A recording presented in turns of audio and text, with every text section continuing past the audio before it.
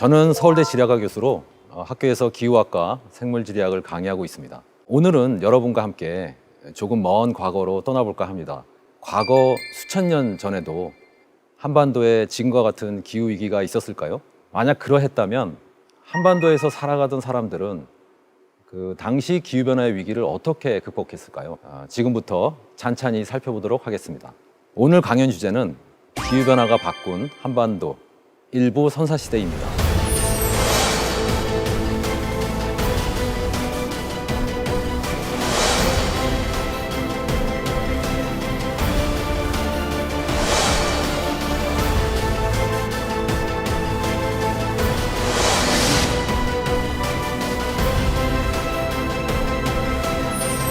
제가 오늘 1시간에 걸쳐 말씀드릴 내용은 한반도의 홀로세 기후변화와 선사시대의 사회변동입니다. 근데 여기서 홀로세라는 단어가 조금 생소하시죠? 공룡의 시대인 중생대가 끝난 후 약 260만 년 전에 신생대가 시작되는데요. 이 신생대는 제3기와 제4기로 구성이 되고요. 제4기는 우리가 흔히 빙하기라고 부르는 플라이소세와 지금 현재 우리가 살아가고 있는 이 시기인 홀로세로 구성이 됩니다. 그런데 빙하기라는 단어는 종종 혼란을 불러일으키기도 하는데요. 지금의 홀로세와 같이 상대적으로 따뜻해가지고 빙하의 면적이 감소했던 시기가 빙하기인 플라이소세 중간중간에 주기적으로 여러 차례 존재했기 때문이죠. 이러한 이유로 그 의미를 명확하게 하기 위해서 플라이소세 전체를 빙하기라고 부르고 플라이소세 내 따뜻했던 시기들을 간빙기, 그 외 나머지 추웠던 시기를 빙기로 구분해서 부르곤 합니다. 여기서 홀로세는 대략 11,700년 전에 시작돼서 지금까지 진행 중인 간빙기라고 보시면 되겠습니다. 전체 260만 년 전부터 시작된 제4기에 플라이소세가 대부분을 차지하고 있고 그 오른쪽 끄트머리에 홀로세가 짧은 시기로 존재하고 있는 것을 그래프를 통해서 볼 수가 있는데요. 그만큼 11,700년 전이라는 것은 260만 년 동안 진행된 제4기의 그 시간 규모로 봤을 때는 굉장히 짧은 시간이라는 것이죠. 이 홀로세의 시작과 함께 서남아시아에서 전 세계 최초로 농경민이 나타났고요. 바로 신석기 시대가 시작이 됩니다. 우선 11,700년 전부터 시작된 이 홀로세 기간 중에 한반도에서 나타났던 기후변화의 양상과 그 원인을 먼저 설명해 드리겠습니다. 홀로세의 기후변화를 가져온 원인은 여러 가지가 있지만 우선 두 가지가 중요한데요. 그 첫 번째는 바로 대서양 연렴순환의 교란입니다. 연렴순환은 그 바닷물의 열 에너지와 염농도의 변화에 의해 형성되는 해류의 장기적 흐름을 의미하는데요. 그래서 열 에너지의 열, 염농도의 염 해서 연렴순환이 되는 것입니다. 과거 급격한 기후변화 대부분이 이 대서양의 남북 방향으로 일어났던 연렴순환과 관련이 있었기 때문에 대서양 자오선 역전순환으로 더 많이 불리고 있기도 하는데요. 이 순환이 원활하게 이루어지지 않으면 북반구를 중심으로 갑작스러운 한랭기가 나타날 가능성이 커집니다. 이 연렴순환은 미국의 월리스 브레커라는 학자에 의해서 그 존재가 처음 입증되었습니다. 그는 이러한 해양순환을 컨베이어 벨트라 불렀고 과거 이 벨트가 오작동할 때마다 갑작스러운 기후변화가 일어났다고 하면서 지구온난화가 이러한 속도로 앞으로 지속이 된다면 유사한 일이 반복될 수도 있다고 경고하기도 했었습니다. 이 연렴순환은 북쪽으로 향하는 표층해수와 지도상에서 빨강색 흐름으로 표시되어 있습니다. 그 다음에 남쪽으로 향하는 심층해수에 연결된 흐름으로 대서양에서 시작되는데요. 이 심층해수는 지금 파란색 흐름으로 표시가 되어 있죠. 남대서양의 표층해수는 적도를 지나서 북쪽으로 이동하는 과정에서 고緯도의 차가운 대기에 많은 열을 빼앗기게 되고 따뜻한 저緯도 지역을 통과할 때 증발이 활발하게 일어나기 때문에 바닷물의 염도는 높아지게 됩니다. 이렇게 수온이 떨어지고 또 염도가 상승하면서 바닷물의 밀도는 그린란드 부근에서 크게 높아지기 때문에 해수는 더 이상 표층에 머무르지 못하고 가라앉게 되는데요. 심해로 가라앉은 바닷물은 남쪽으로 이동하는 심층 해수에 합류하고요.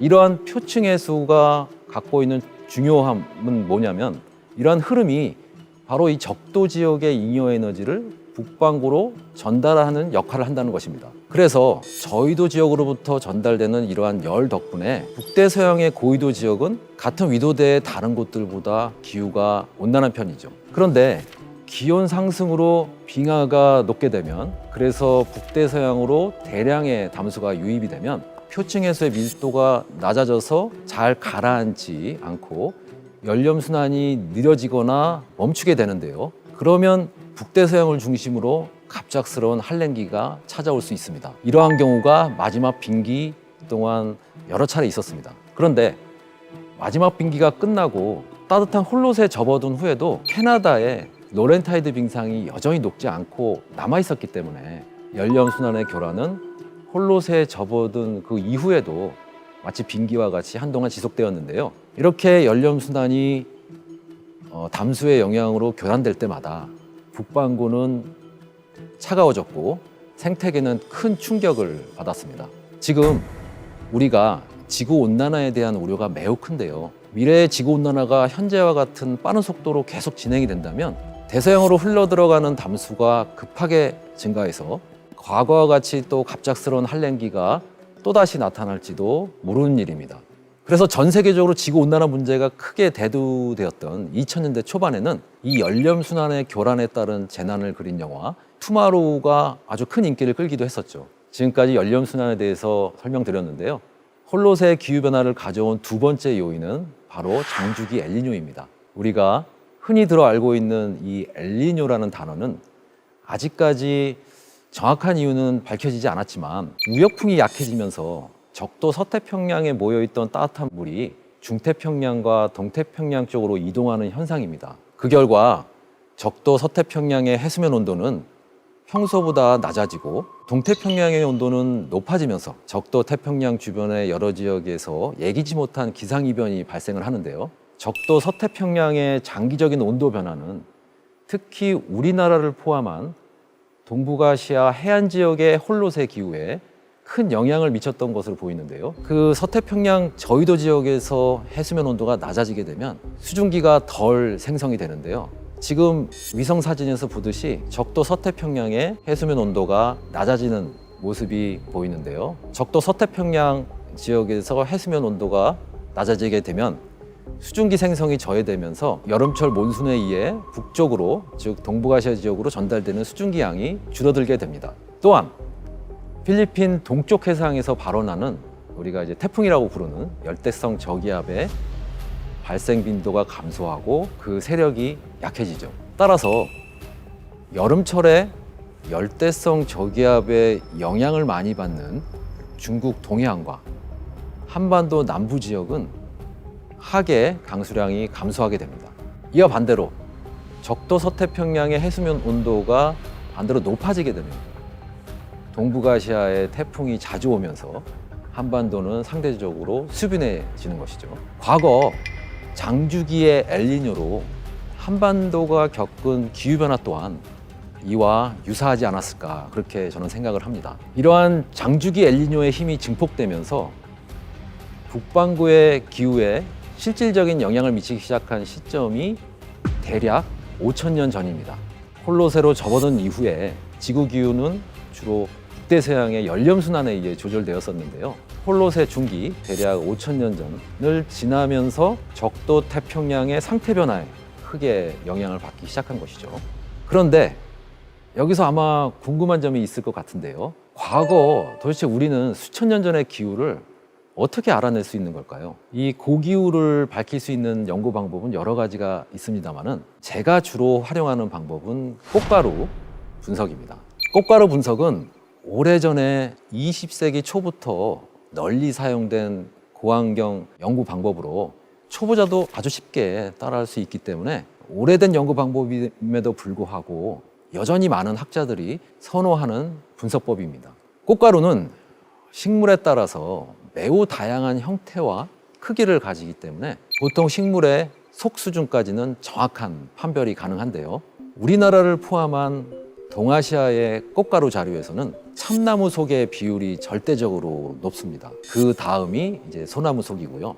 식생 분포는 절대적으로 기후에 의해서 결정이 되기 때문에 우리가 꽃가루 분석을 하게 되면은 과거의 식생 변화뿐 아니라 기후 변화까지 어느 정도 유추할 수가 있습니다. 예를 들어 가지고 참나무 속 꽃가루가 많으면 기후가 온난 수변했고, 반면에 초본류, 풀 같은, 여기선 제가 쑥을 예로 들고 싶은데요. 쑥 꽃가루가 많으면 한랭 건조했다는 식의 정성적인 해석이 가능한 것이죠.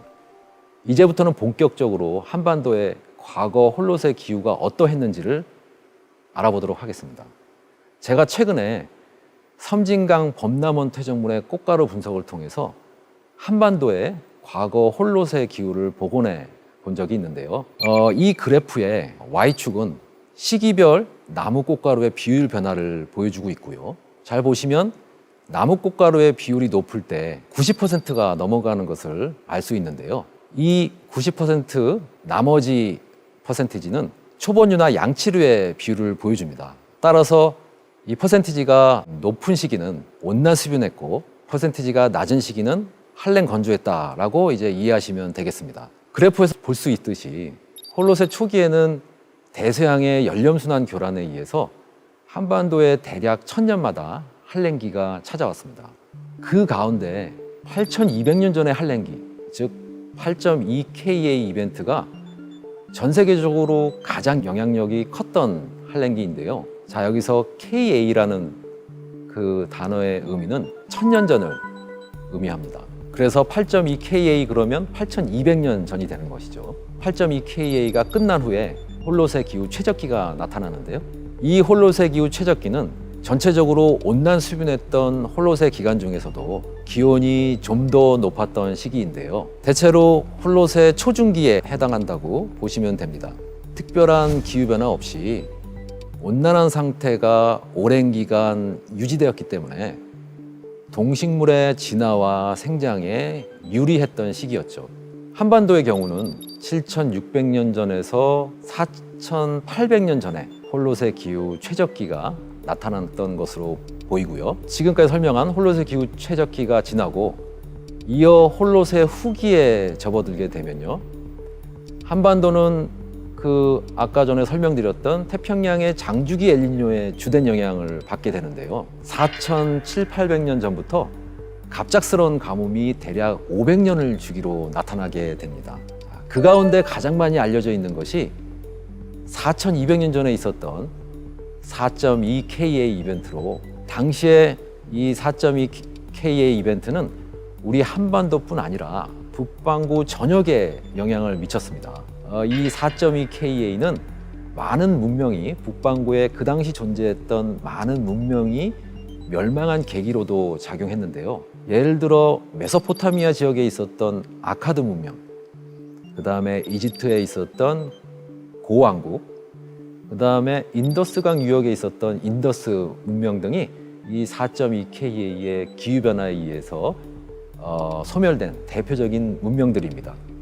당시 사회가 이 4.2KA의 기후변화에 충격을 받고 소멸한 증거들은 그 서남아시아뿐만 아니라 일본과 중국 같은 동아시아에서도 확인이 되고 있는데요. 참고로 말씀드리면 그 최근에 지질학자들이 이제 홀로세를 3개의 시기로 세분화한 바 있는데, 이때 경계 시점으로 활용했던 것이 제가 방금 설명드린 8,200년 전과 4,200년 전입니다. 그러니까 그것만 봐도 이 8,200년 전과 4,200년 전에 나타났던 기후변화가 지구 생태계에 엄청난 영향을 미쳤음을 잘 알 수 있죠. 자, 8.2KA 이벤트에 대해서 조금 더 알아보겠습니다. 8,200년 전 온난화로 로렌타이드 빙상 하부에 통로가 형성이 되었습니다. 이 지도상에서 녹색 화살표로 표시가 돼 있는 부분, 그 부분으로 하부에 구멍이 뚫리면서 그 구멍을 통해서 그 뒤쪽에 있었던 아가시츠 호수의 물이 헛슨만으로 빠져나간 것이죠. 이 물이 북대서양으로 흘러 들어가자 대서양 연렴순환은 담수의 영향으로 크게 교란이 됩니다. 그 결과 그린란드에서는 당시 불과 20년 사이에 평균 기온이 무려 3.3도나 떨어질 정도로 한랭화가 극심했습니다. 그럼 이 8,200년 전 북대서양에 엄청난 기후변화가 있었던 8,200년 전 우리 한반도에서는 어떠한 일이 있었을까요? 제가 전남 신안군 비금도의 퇴적물 꽃가루 분석을 통해 가지고 8,200년 전에 나타났던 식생 변화를 확인을 했었는데요. 그 자료에서는 8,200년 전을 전후로 해서 매우 뚜렷한 식생 변화가 관찰이 됩니다. 이 시기 참나무를 비롯한 나무 꽃가루의 비율은 급격하게 감소한 반면에 이끼나 양치류 같은 그러한 포자식물, 주로 이제 교란된 지역에서 자라는 그 포자식물의 비율은 빠르게 증가를 했습니다.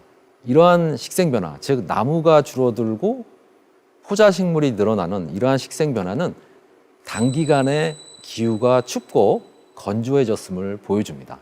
이렇게 추위가 급습해서 8,200년 전 한반도의 생태계는 크게 교란이 되었는데 그 추위는 사람들의 생활에도 영향을 미쳤습니다. 바로 그 연해주의 아무르강, 흑룡강이라고도 하죠. 이 연해주의 아무르강 유역에서 살아가던 당시 수렵 채집민들이 8,200년에 갑자기 온도가 떨어지자 추위를 피해서 동해안을 따라서 한반도 남동 해안까지 남하하게 되는데요. 한반도에서는 그 결과 8,200년 전 이후 들어서야 비로소 해안을 중심으로 해서 사진과 같은 토기가 본격적으로 출현하기 시작합니다. 즉 연해주에 살고 있던 사람들이 추위를 피해서 한반도 동해안을 따라 남진하는 과정에서 이 토기 문화가 처음으로 한반도에 전달이 됐다고 보는 것이죠. 이는 중국이나 일본에 비해서는 조금 늦은 편이었습니다. 여하튼 아무르강 유역의 수렵 채집민들은 갑작스럽게 닥친 추위를 피해서 남하하는 과정에서 한반도에 토기 문화를 전파했던 것으로 보입니다. 이들은 이제 한반도 해안뿐 아니라 남동 해안뿐 아니라 연해주 아무르강 유역에서 러시아 극동 지역의 해안가로도 움직였는데요. 이후 추위가 끝나고 이제 홀로세 기후 최적기가 도래하자, 그래서 따뜻해지자 극동의 해안가나 한반도 남부에서나 모두 인구가 빠르게 증가하는 모습이 나타나는데요. 이제 온도가 올라가고 온화해지니까 인구가 조금 늘어났던 것이죠. 수렵 채집민의 인구가. 그래프에서 나타나듯이 한반도에서는 기후가 온화하던 홀로세 중기, 대략 5,500년 전부터 주거지 수와 인구가 늘기 시작하는데요. 아마도 이때 주거지 숫자 증가는 그때 시작되었던 조기장 농경과 관련이 있어 보입니다. 하지만 이들은 여전히 수렵 채집이 주된 생계 방식이었고요. 그들에게 가장 중요했던 먹을거리는 조나 기장 같은 작물이 아니고 내륙에서는 도토리와 같은 나무 열매였고 해안가에서는 어패류였습니다.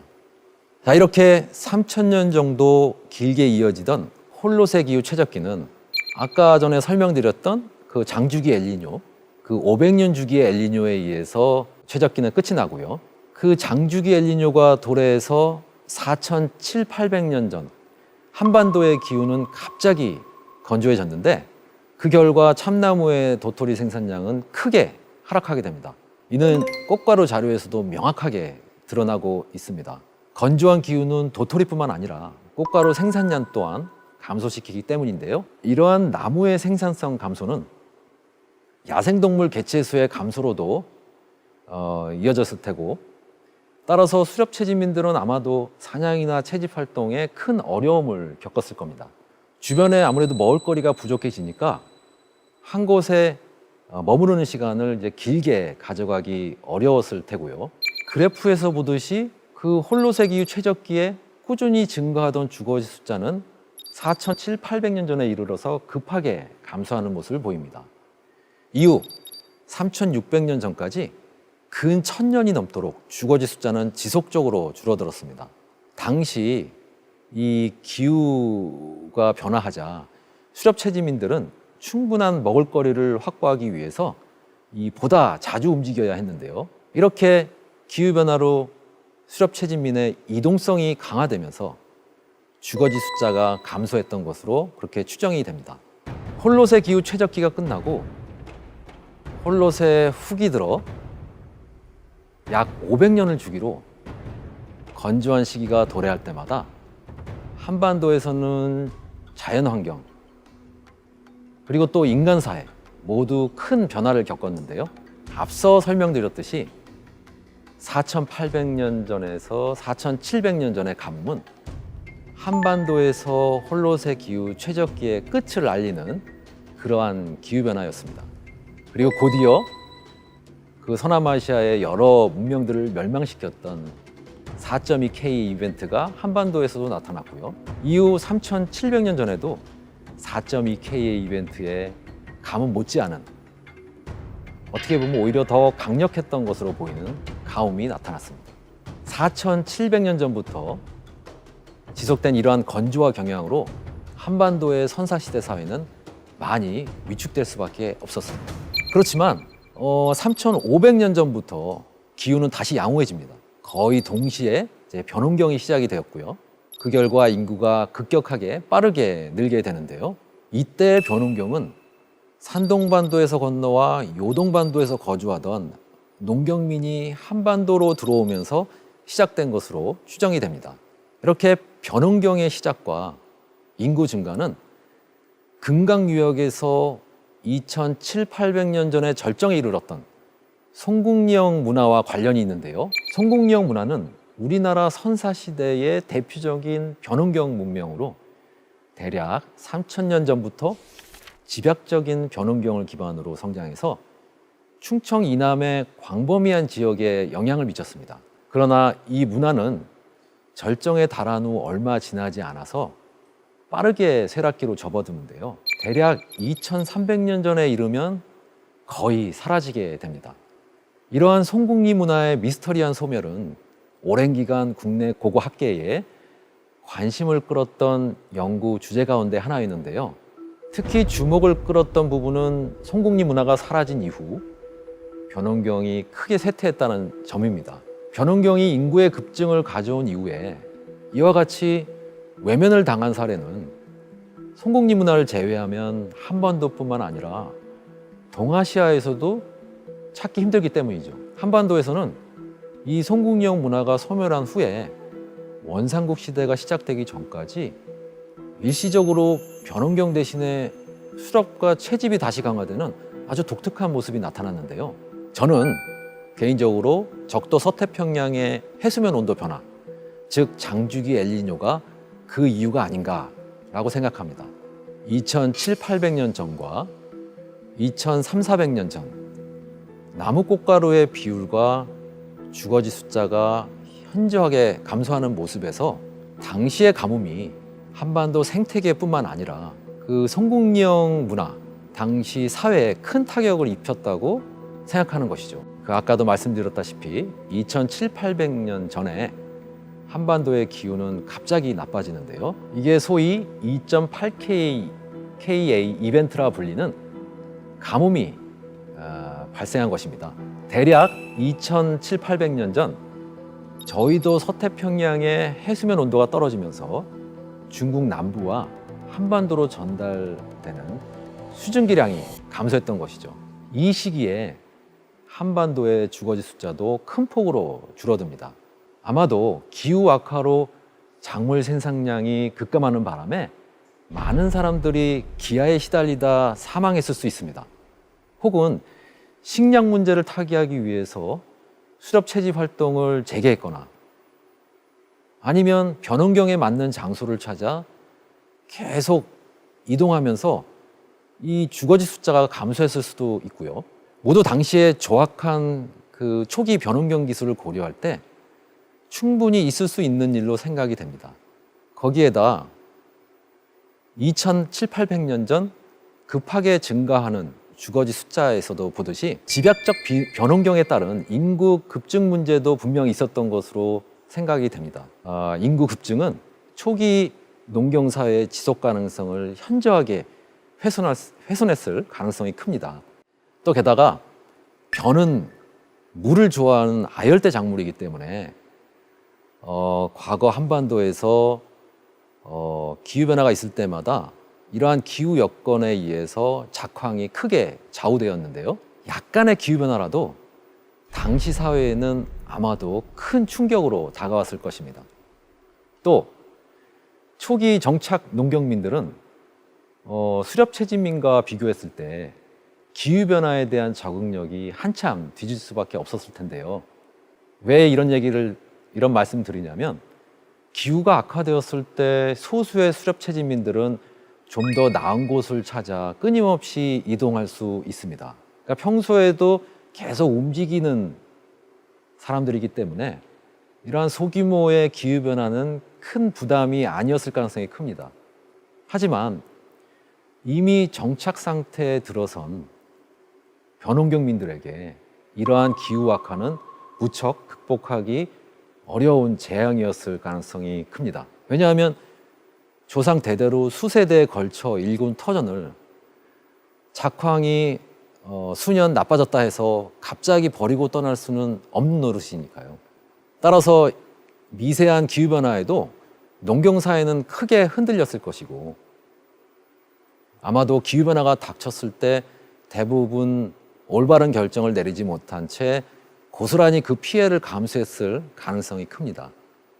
또 양호한 환경 조건 하에서 농경을 시작했기 때문에 기후 환경이 좋았을 때 농경을 시작했죠. 이러한 초기 경장민들은 저장의 필요성을 크게 인식하지 못했을 겁니다.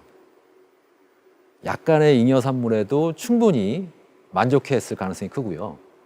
따라서 갑작스럽게 찾아오는 이러한 기후 악화가 가져온 생태적 충격을 아마 변환경민들이 이겨내기는 쉽지 않았을 겁니다.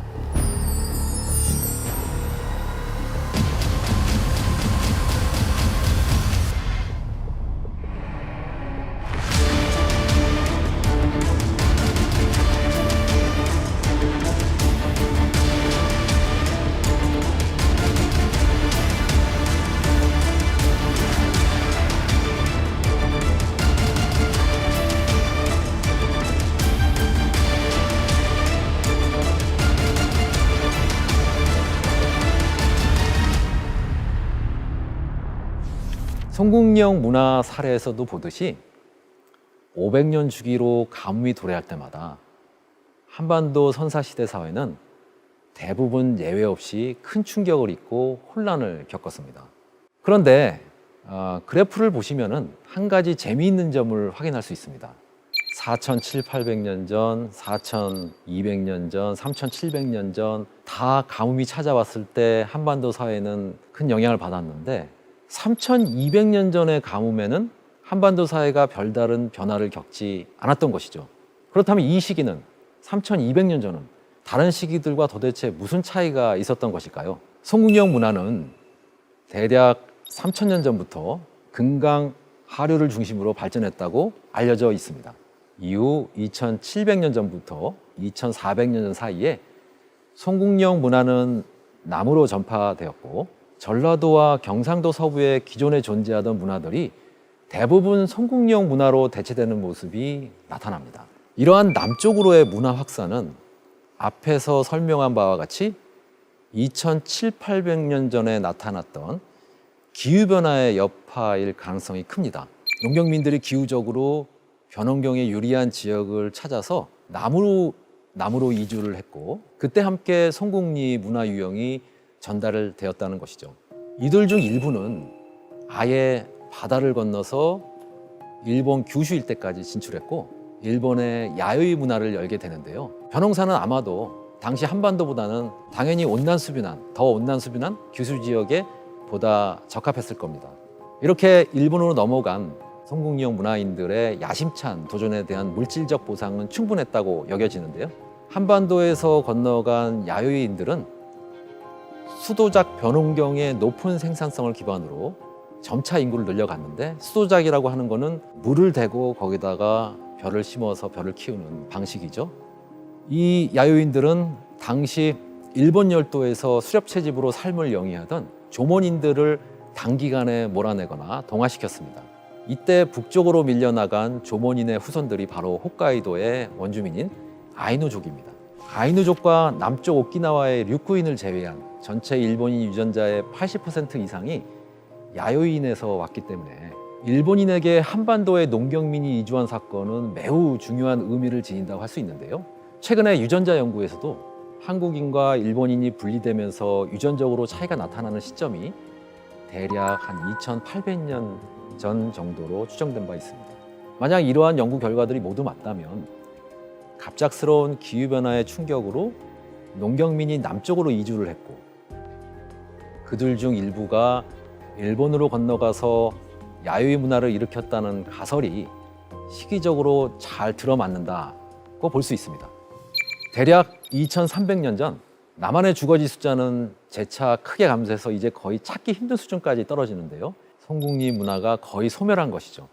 앞에서 언급했듯이 농경을 받아들인 후에 송국리형 문화의 경우와 같이 농경활동의 심각한 쇠퇴가 빠르게 나타나는 경우는 흔치 않았기 때문에 이러한 측면에서 볼 때 이 사회가 쇠락하는 과정에서 사회문화적 요인보다는 급작스러운 기후 악화가 더 큰 역할을 했을 가능성이 높다고 생각합니다.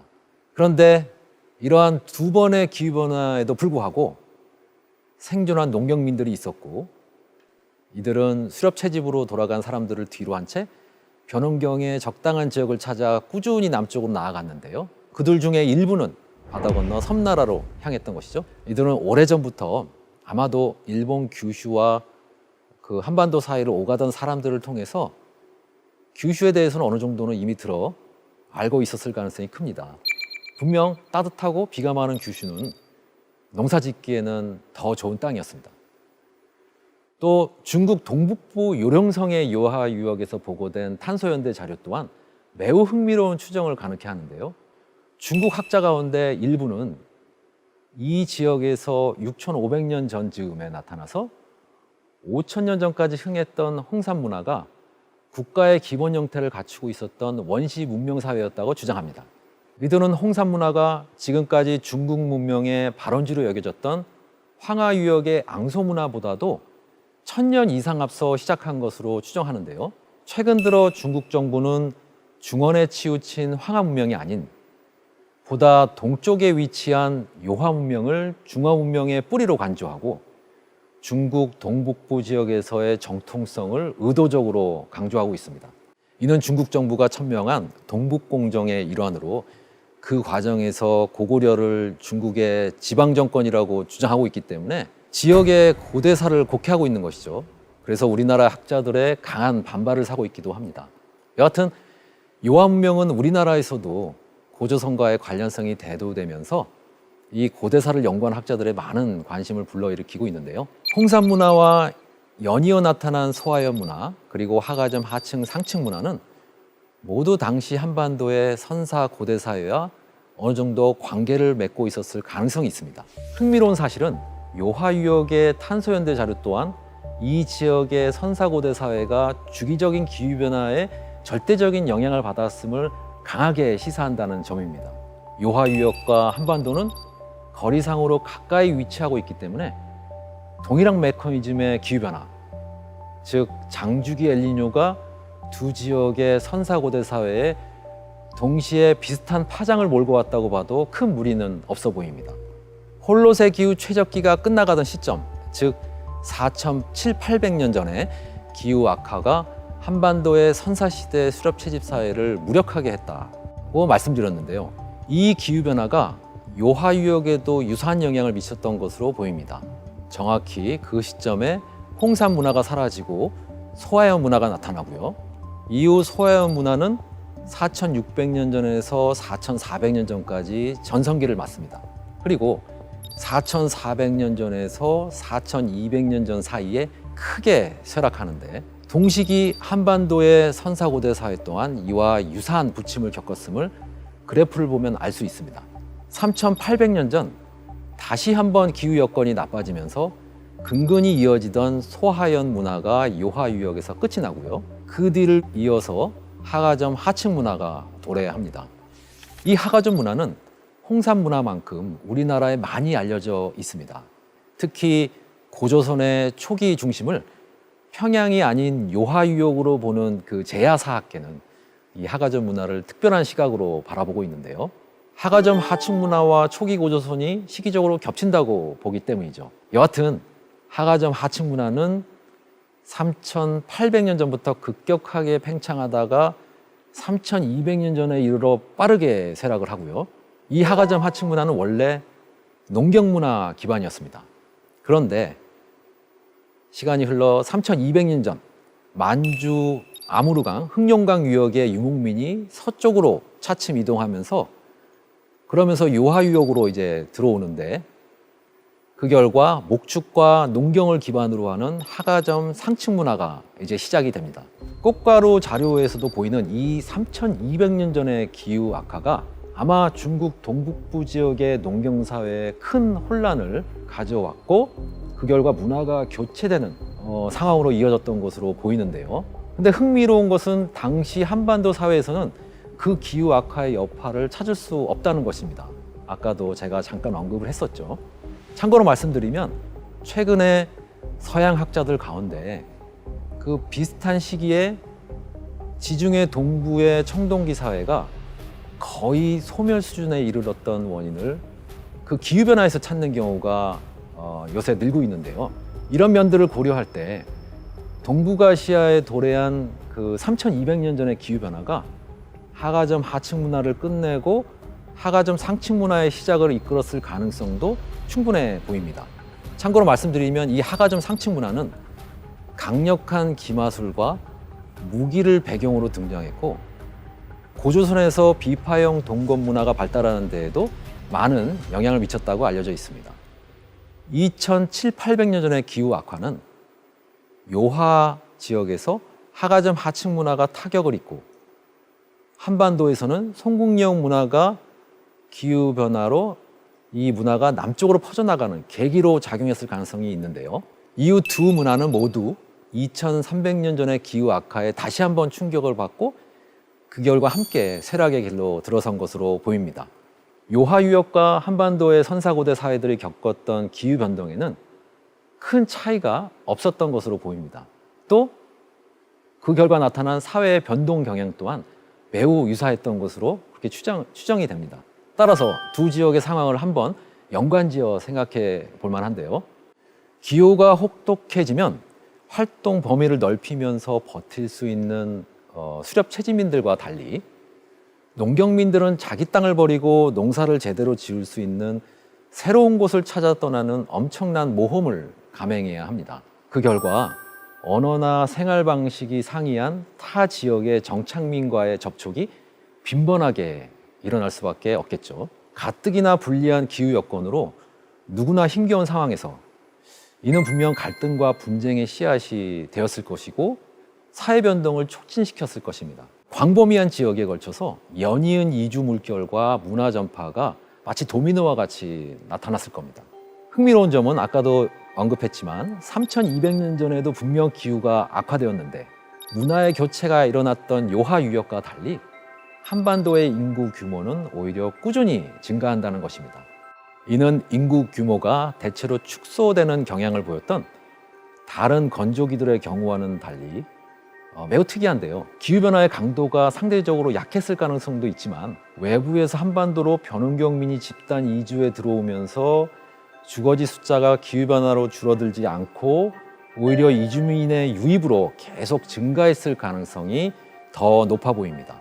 이들 이주민은 원래 요동에 거주하다가 요하 유역에서 발생한 기후 난민을 피해 한반도로 내려온 사람들이었을 것으로 추정이 되고요. 또 재밌는 거는 이 3,200년 전 기후 악화에도 불구하고 주거지 숫자가 늘어났던 이러한 한반도의 상황이 수백 년 후 기후변화를 피해 일본으로 건너간 송국령 문화인에 의해서 일본 규슈에서도 유사하게 재현된다는 것이죠. 그래프에서 보듯이 요하 유역과 한반도에서는 기후가 지속적으로 나빠지던 2,800년 전에서 2,300년 전 사이 주거지와 인구 숫자가 감소하였는데 일본 규슈의 경우에는 인구가 오히려 계속 증가했음을 그래프를 통해 알 수 있습니다.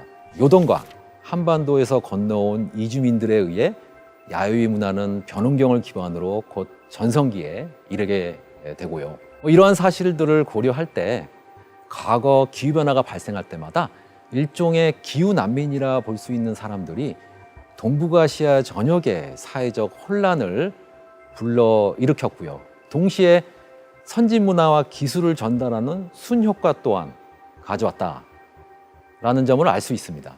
덧붙여 조금 더 말씀드리면 송국리형 문화인들은 바다 건너 일본 규슈로만 건너갔던 것이 아닙니다. 제주도에도 건너갔습니다. 이들은 섬에 도착한 후에 생태계를 어지럽히고 원래의 경관을 크게 바꿔 놓았는데요.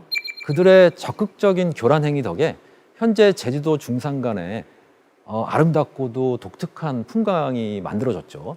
그러니까 이들을 환경 훼손의 주범으로 본다면 그들이 조금 억울해하지 않을까라는 생각도 개인적으로 듭니다. 왜냐하면 언제나 정리되지 않은 원시림보다는 인간의 때가 적당히 묻은 경관이 오히려 인간들에게 편안함을 주게 마련이죠.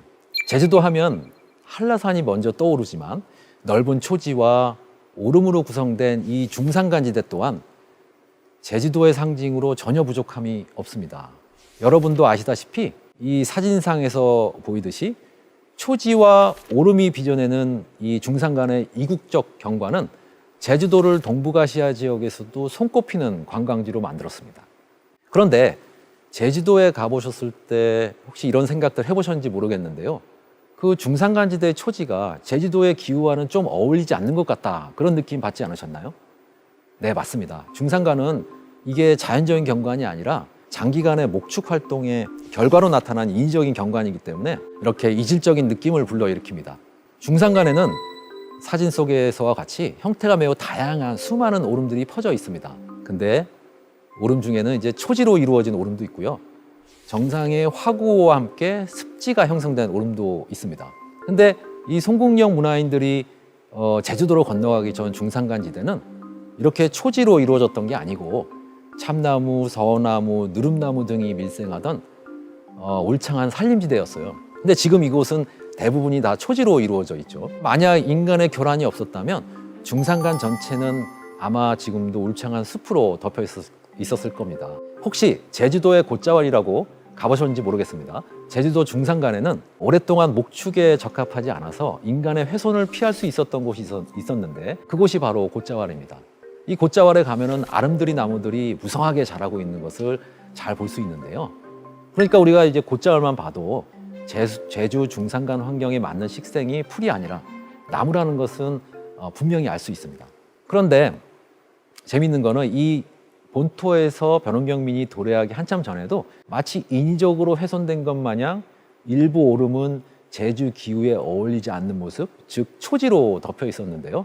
지금도 오름 중에 나무가 아닌 풀만 자라는 것들이 다수 존재하죠. 물론 이는 사람들이 불을 일부러 내서 그런 것도 있지만 오름의 지형과 토양 특성과도 관련이 있습니다. 오름은 사면의 경사가 매우 급하고 또 오름을 구성하고 있는 흙이 이 스코리아, 우리가 이제 난초 화분에 놓는 가벼운 돌, 우리가 흔히 송이라고 부르죠. 이 스코리아로 이루어져 있기 때문에 토양이 오름 사면에서 지속적으로 흘러내립니다.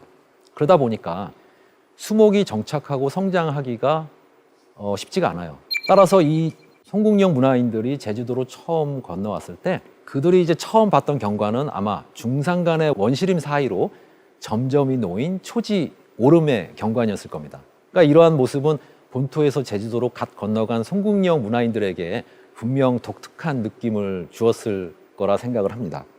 근데 본토에서 건너온 이 농경민들은 제주도에 도착한 후에 엄청난 장벽에 부딪히게 되는데요. 이들이 섬을 아무리 샅샅이 뒤져봐도 변원경이 가능한 곳을 찾을 수가 없었던 것이에요. 제주도는 바로 화산섬, 토양 특유의 높은 투수성 때문에 지표에서 물을 찾기가 굉장히 어렵습니다. 그래서 송국령 문화의 특징인 수도작은 아예 불가능했었죠. 산지에서 소규모 화전은 가능했을 것 같은데 이 또한 영양분이 부족한 척박한 토양 탓에 생산성이 매우 낮았습니다. 그들은 이러한 낮은 생산성을 극복하기 위해서 건너올 때는 농경민이었는데 오히려 수렵, 채집, 어로 활동의 비중을 늘려야 했습니다. 그러다 보니까 이제 주로 해안을 중심으로 살아가게 되죠. 그래도 이제 해안가 말고 이제 중산간에서 화전을 기반으로 이제 근근히 살아가던 소수의 농경민도 있긴 있었습니다. 근데 이들이 이제 중산간에서 살다가 화전을 하면서 살다가 주변에서 이렇게 오름을 보니까 뭔가 이게 자신의 이 어려운 생계 문제를 해결할 수 있는 그런 실마리를 찾았던 거예요. 바로 오름에 놓여 있는 초지가 목축 활동을 하기에 나쁘지 않았던 것이죠. 그래서 목축이 작물 농경보다, 화전 농경보다 유리하다고 판단한 이 제주도의 화전민들은 중산간 지대 전역에 걸쳐서 대형 화입을 통해 불을 넓게 질렀다는 그런 얘기입니다. 대형 화입을 통해서 초지를 조성하게 됩니다. 이후 고려시대 들어 몽골인이 들어오게 되고 말목장을 세우고 초지를 관리하면서 지금의 중산간이 형성되었다고 볼 수 있습니다. 자, 지금까지 대서양의 연렴순환 그리고 태평양의 장주기 엘니뇨에 의해서 한반도에 어떠한 기후변화가 나타났고 또 당시 선사시대 사람들에게 이러한 기후변화는 어떠한 의미였는지를 알아봤습니다. 과거의 사례를 통해서 기후변화의 위력을 실감하셨을 것으로 생각합니다. 다음 시간에는 역사시대의 기후변화가 또 한반도의 인간사회에 어떠한 영향을 미쳤는지를 살펴볼까 합니다. 오늘은 선사시대고 다음 시간에는 역사시대에 대해서 설명드리겠습니다. 역사시대에는 이번 시간에 설명드린 해양순환, 그 북대서양 연렴순환과 태평양의 엘니뇨 외에도 또 다른 두 가지 요인, 태양 흑점과 화산 폭발이 기후에 많은 영향을 미쳤는데요. 이에 대해서 다음 시간에 자세히 설명드리도록 하겠습니다.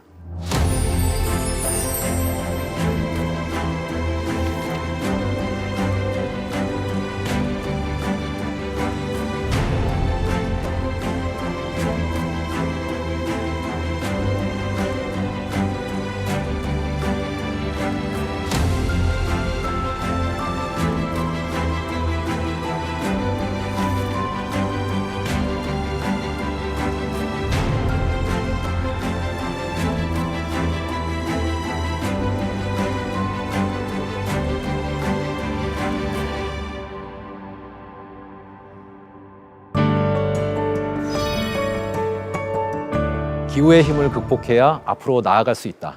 과거 동북아시아의 농경민들은 가뭄이 닥치자 이를 극복하기 위해서 남쪽으로 내려가면서 살 길을 찾았습니다. 기후변화의 위협에도 굴하지 않고 이주라는 능동적인 방법을 통해서 살아남은 것이죠. 이들은 새로운 땅에서 위기를 기회로 반전시켰습니다. 현재 지구온난화를 우려하는 목소리가 높습니다. 그러나 전 세계가 합심해서 이를 이겨낼 수만 있다면 미래의 인간에게 더 큰 기회의 문이 열리지 않을까 그렇게 생각합니다.